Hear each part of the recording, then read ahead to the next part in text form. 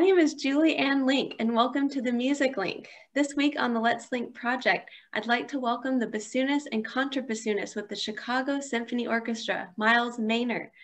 Thank you so much for being here, Miles. I can't wait. I'm looking forward to it. Looking forward to talking to you today. For everyone watching, I met Miles about 15 years ago, visiting the University of Texas in Austin. Miles, could you please share an overview of who you are and what you do as a professional musician? Sure. Thanks for the invite today. Looking forward to this. I have been playing the bassoon now since middle school. So that would be 8th grade. That's 1998. So over 20 years now. So that's proof that the bassoon is really hard. At least for me, because I've never done something that long and it'd still be that difficult. Overview of who I am. I was born and raised in Texas, in Austin, and I went to the University of Texas at Austin and studied with Kristen Wolf Jensen. I then went to Rice University in Houston and studied with Ben Kamens for my graduate school. I played for 3 years in the Kansas City Symphony, and now I'm in my 8th season with the Chicago Symphony Orchestra, playing bassoon and contra. It's going by very quickly. Those 8 years went by very, very quickly. Being from Texas, Miles, are you able to ever go back and visit and spend time there? Yeah, a little bit. Not this year, obviously, but yeah, I still have some grandparents that live there and some parents that live down there. So it's always nice to go down there if I pick the right month. Some of those months are too hot for me now. I used to be acclimatized, used to not be a problem, but now 80 degrees is hot. So over 100 degrees for 40 days in a row, no thank you. So, but yeah, visiting Austin is great. It's like visiting a different town. It's changed a lot, but I think it's changed in kind of a neat way. So it's like visiting a new place. Yep, I visit once in a while. How about you? Do you go down there? Yeah, I try to get back at least once a year, and with COVID now, I've kind of postponed travels back home. And but yeah, I always enjoy getting back home, and do have a deeper appreciation now for Texas. I feel like it is quite a unique state, and yeah, always lots going on, and really nice people, and the music community there is really amazing. How did you first get introduced to music? That's a good question. My very earliest memories, I remember really liking the piano. I started out on piano, and I would always be looking for the piano. If it was a new restaurant or someone else's house, I'd be wondering if they have a piano and if I could play it. So I've always known that music was something I wanted to do. I think the first job I ever wanted, I told my mom I wanted to be Bugs Bunny, but I think the backup was playing the piano. Wow. So I was never able to become Bugs Bunny, but I did try. Yeah, the piano, and then that just, then when band was offered, of course, I was going to sign up for that. And so I started playing clarinet. And then in 8th grade, they needed a bassoon player. And so they asked me to switch over to bassoon. I guess I was so good at the clarinet, they said, could you please stop playing the clarinet and play something else? And I was better at the bassoon anyway than the clarinet. I think it was a better choice anyway. So yeah, music has kind of always been there. Miles, did you do marching band in Texas, and did you march with clarinet or do a different instrument? I did do marching band. I was really, really into it. I started out marching clarinet, and my stepmother's father was a musician also, and he had all sorts of instruments. So we inherited many instruments. So I found a trumpet in the closet one day, and I really fell in love with that as well. And so I marched trumpet for a couple of years. That was really fun. You could actually hear what I was doing instead of one of a million clarinets, none of which could be heard. And so I liked being extra loud on the trumpet. And Yeah, my senior year, I had a little bassoon solo. They even put a little bassoon in the marching program, so that Oh. was fun. Yeah, it was a good time. Texas is, they try to be not just marching band, but kind of fancy marching band. So they have like Mhm. euphoniums and concert tubas or Yeah. marching bass clarinets and crazy ideas. So Hmm. yeah, we were trying to compete with that, the fancy schools. Like we have a bassoon, so. Yeah, I remember trying to fit my bassoon on the bleachers on some of our trips. We would like try to That's fit. hard. I'd have to be on the far right side and hang Yes. off and try to read the music. And anyways, Yeah. good Very times. difficult. Yeah. Very difficult. Could you share a bit more about where you studied and what you studied? Sure. So, after high school, I knew I wanted to be a performance major. I wanted to play music as a profession. Mm. And so I applied to a number of schools, most of which were way over my head. Luckily, I grew up in Austin and Mm. I had made a good connection with what was lucky for me, the local bassoon professor there. That happened to be Kristen Wolf Jensen, who's one of the great bassoon pedagogues. So I don't think I realized just how lucky I was that was going to be my comfort backup. I Mm. was very, very lucky. So that's where I ended up going. And so I studied bassoon performance at the University of Texas for my undergrad. She was fantastic. And then I moved on straight to graduate school, same degree, a master's in bassoon performance with Ben Kamens, and that's a 2-year program. So 6 years in college, and then just a bunch of teaching students after that, and then I moved on to my real job in Kansas City. Wow. Can you share about maybe some classes that you took or what the music programs were like at UT and Rice? Yeah, sure. Mm. There's a lot of, I remember music history was pretty tricky at the University of Mm. Texas. There's a lot of that and a lot of theory. The theory was really good. I learned a lot through those classes. Ear training was one of my favorites. That was probably my most natural ability, was Wow. the ear training portion. Whereas the music history and the writing the papers and stuff, I found that really difficult. The Mm. researching and, I find writing a paper of any length is just difficult for me. And Mm. so, and then I think sophomore, junior year, I got a girlfriend. So then that's really makes going to class hard. Like, who's going to study? So that was tough. It was worth it. And then let's see, at Rice, that's not a state school, that's a private school. And so usually, well, it depends, but at least for a master's program in a performance degree, there's not as many academic requirements. And I had taken a good number of classes at the University of Texas and placed out. So that's when I could really start just thinking about bassoon all the time. I mean, if that's what it felt like anyway at UT, but I still had a paper I had to go write or whatever, go to the library a little more often, but not as often at Rice. And I was sort of looking for a program that could allow me to do that sort of conservatory-ish, because I knew that's what I wanted to do. So It's like, just let me do it. Let me practice that stuff. Let me play those excerpts. And Rice allowed me to do that. What did you learn about yourself, Miles, while you were studying and now stepping into the professional world and the music industry? Yeah, good question. I feel like I'm learning about myself now by looking back at those years, at the person I was back then and who I am now. The end of my time at University of Texas was actually harder than the rest of the time.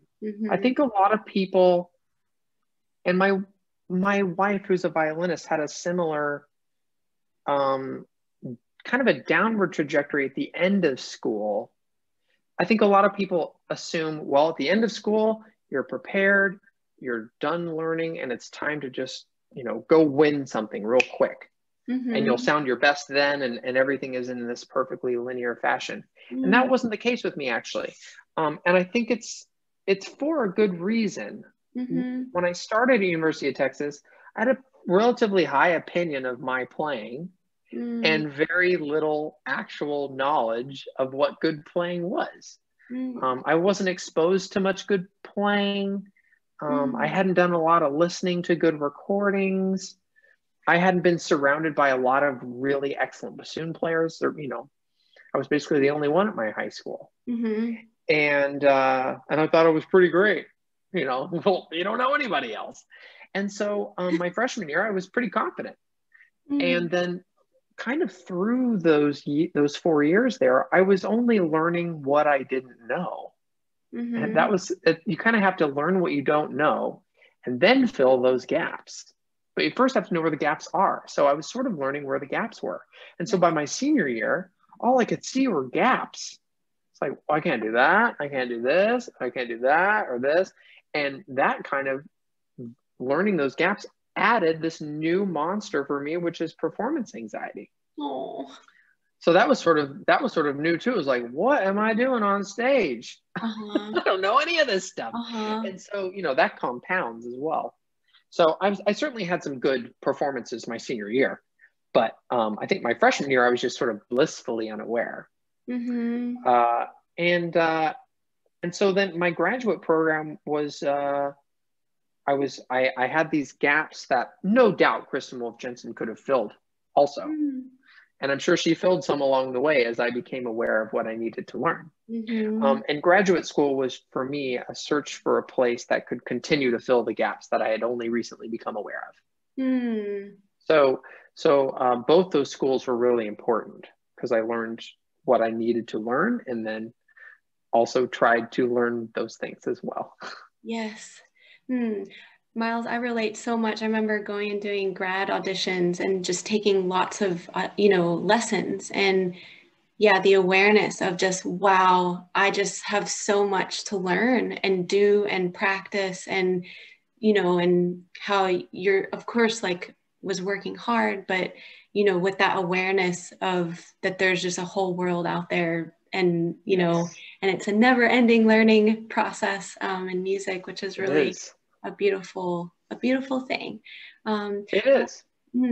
could you talk a bit more about your music teachers and how they influenced you, even in high school or band directors or anyone, that comes to mind? Sure. Oh, Mm, yeah. Well, I mean, my middle school band director is the one who got me started on the bassoon. So, um, got to give her props for that. And that was, I did that, my middle school was 2 years long and I started Christmas break of the second year. So I wasn't playing in middle school that long, and so I went straight to high school at that point, and I wasn't sure if the bassoon was for me because, mm, we don't have the melody that often in high school band.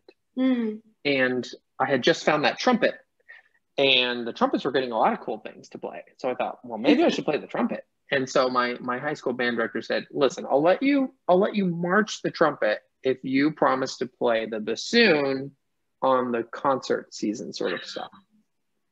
So she kept me playing the bassoon. I was definitely not going to keep playing it, and she kept me playing the bassoon.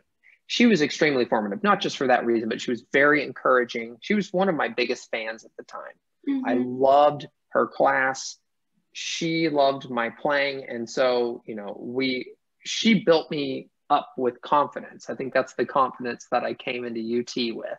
mm. Um, Kristen Wolf Jensen, my bassoon professor at University of Texas, she has a beautiful way of making everyone play with the biggest possible sound, Wow. uh, and just vibrant sound and full vibrato, trying to get it as resonant as possible. She doesn't get stuck down in the tiniest details. It's more about singing, Yes. which I think is a great way to go. So I think by the time I left that school, I had all of this sort of raw material to work with, and then you can Mm, hone it with the details. I think it can be harder the other way around. If you learn from a young age that it's too loud and it's too this and too that, and you have this tiny little sound that you've been honing, and then when you get into an ensemble or something, you can't be heard anymore, or you're too timid, or so she has a great way of making everyone sing. And then at Rice University, it got a little bit more orchestral and trying to work even more on those details that if you start with them, I think you can become timid or afraid that you're playing too loud in orchestra, that sort of thing.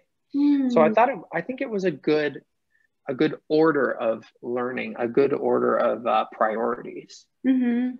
So Ben Kamen started really working on that, and when you start getting into those pushing the dynamic boundaries, you start getting into the reed making a little bit more, because that can hold you back pretty easily. So he's really into that as well. So yeah, it was definitely a great order of operations for sure. Could you share a bit more about your reed making style and techniques? Oh, sure.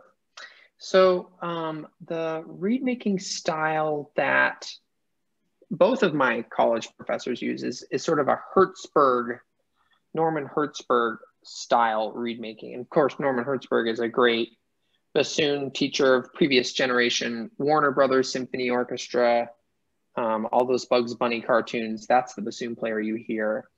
And he was based in California. Ben Kamens studied with that man, who was extremely fastidious and tough on his students and detail oriented, and really drove bassoon reed making machines to the next level, so that I could keep up with his level of detail. And so anyway, out of his giant brain were born many reed making techniques and scale techniques and long tones and all sorts of ideas. Very dedicated pedagogue, which I owe so much to, and I never met him. But I learned about his processes through Kristen Wolf Jensen and through Ben Kamens. And part of it is the reed making. And it's a pretty, I think it's a simple technique. It's easier said than done, basically. Just thick in the back, thin in the front, thick in the middle, thin on the sides, just thick to thin. Maybe a little faster, maybe a little slower here, depending on the cane. But no windows or anything like that, just thick to thin. And you'd think that'd be easy, but still working on thick to thin. I use primarily files. I don't know if I own a reed knife. Maybe I do. I certainly don't use one. I used to use knives, and I think they can work great. I just happen to use files. That's, my last teacher used, Ben Kamens, he used files, and so that's what I use. Yes. Yeah, I use a Hertzberg shape. And I was taught that starting from tubes is a good idea, from splitting tubes. And then, it's the cheapest possible way to do it. And then you're not holding on to a reed because it costs X amount of dollars. Everything costs 50 cents and you can throw it away if it doesn't work. But it's a heavy emphasis on intonation and response, and putting a high degree of responsibility on the cane to be a responsive piece of cane. And if it doesn't show itself to be responsive, then you throw it away very early in the process. And it's the goal is to throw away anything that's, quote, not worth working on, basically. So I throw away a lot of reeds. I'm jealous of those who feel like they can make a reed out of anything. I don't even know what that means. So anyway, that's the basics of the style. Do you follow the same techniques for bassoon and contrabassoon, or do you find just you've changed over time, or to adjust to the different types of reeds? Sure. I'm newer to contrabassoon reed making. When I started in the Kansas City Symphony, continued through that job, and in even a couple of years into the Chicago Symphony, I bought my contrabassoon reeds. Yeah. He's a great reed maker named David Brundage. I think he's based in Virginia, and his reeds are for sale, bassoon and contra. His contra reeds are really good, very responsive, and easy to play, but the sound doesn't spread which is very easy to do on the contrabassoon, have the sound get out of control. So I thought they had a really good sound. They definitely are part of the reason I have the job that I have, for sure. His reeds and my playing were a good team. So, but then I realized, well, if he stops making reeds, then I'm out of a job. So I need to figure out how he's doing this. So for the last few years, I've been making them myself. I'm getting closer to the quality that he's got. But I think we have a different profile and that sort of thing. So, but yes, to answer your question, it is a similar style. It's, I think there's subtle differences between the two. I think with bassoon reed making, if you're using the Hertzberg method, you're not thinking about the sound really for any of the process. You're thinking about response and intonation. And the thinking is, if it responds well and if it's in tune, the sound will follow. Yes. And also the sound is your sound, and it's subjective, and you can be chasing subjective words the rest of your life. But is it green when it plays on the tuner? That's objective. So it tries to stick to the objective. Now with the contrabassoon, with the sound that I think can be out of control much easier than on the bassoon, I've had to think about the sound a little bit more. I do find myself occasionally going for a reed, like reaching for the reed that has a little bit more pleasing sound, pleasing to me, than the reed that maybe be more responsive, because the sound may just be terrible on that reed that's more responsive. So I think there's some things I can do, continue to get better at scraping wise, to make sure that it's also going in the direction of sound that I like. Yes. But that would be the one difference I would say, is I think about the sound more often with the contrabassoon because it is a concern.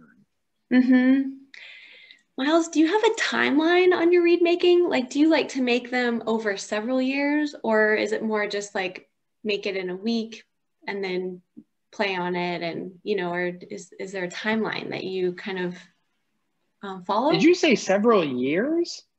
Yes. Whoa. I definitely can make my reed in less than a year.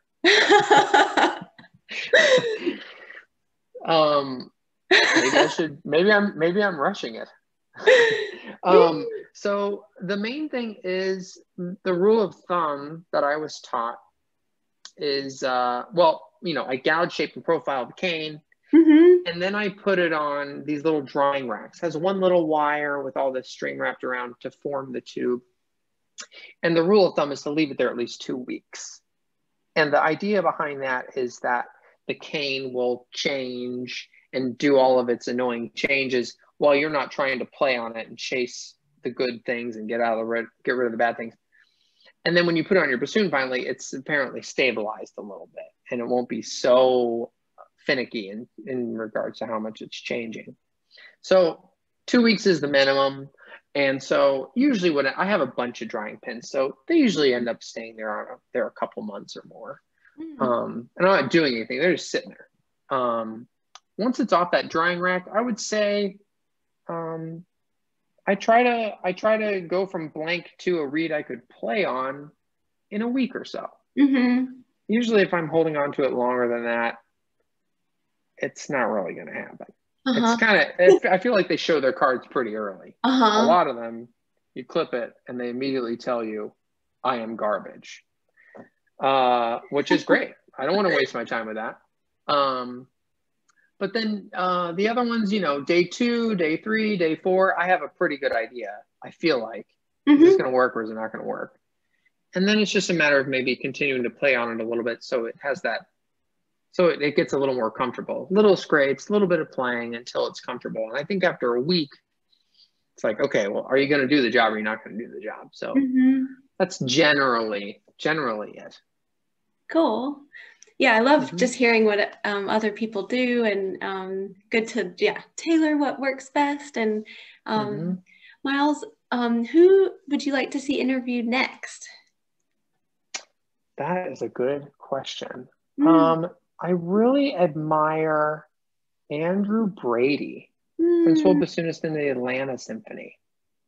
He has such a marvelous sound, and he seems, I I'm sure it's not. I'm sure he would laugh, but it seems effortlessly Mm, musical and melodious. Like it just, like the bassoon doesn't get in his way. It seems mm-hmm. like he has something to say. He says it with the instrument, but from the out of the bassoon comes Andrew Brady's ideas. Hmm. Not, well, I have something to say, but there's this bassoon in my way, you know. Yeah, I really admire his playing, and I don't know much about him. Mm-hmm. And he's younger than I am. I'm 35. I don't know what he is. I don't know if he's 30 yet. Something around there. Mm-hmm.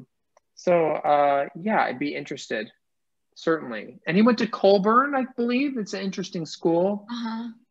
I'm sure that's on a lot of students, high school students and undergrad students all know about the Colburn School, mainly because of its wonderful price tag of $0 and great teacher. So, which I believe, and that's Richard Bean, and I think he has some similar overlap to Ben Kamens, who is, I think, regarded by many as sort of the Yoda of bassoon playing. Yes.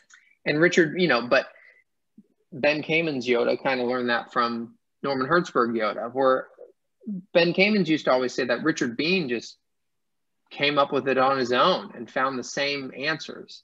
Wow. So that's a smart man. So anyway, Andrew Brady studied with him, and I think it would be really interesting to hear what he has to say.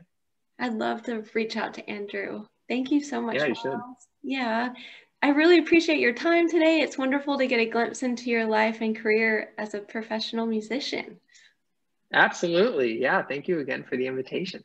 For everyone tuning in, keep an eye out for new videos with great bassoon guests every Thursday Central Standard Time. On the Let's Link project, every guest interviewed here is hosting an open panel discussion via Zoom the following Sunday Central Standard Time. And you can register for Miles's session on the Music Link website. Please like, comment, and share any questions or feedback in the section below, and subscribe to this channel for new video notifications each week. The Music Link is a New Zealand-based online resource for people to share, learn, and connect. Thank you for watching, and I'll see y'all in the next video.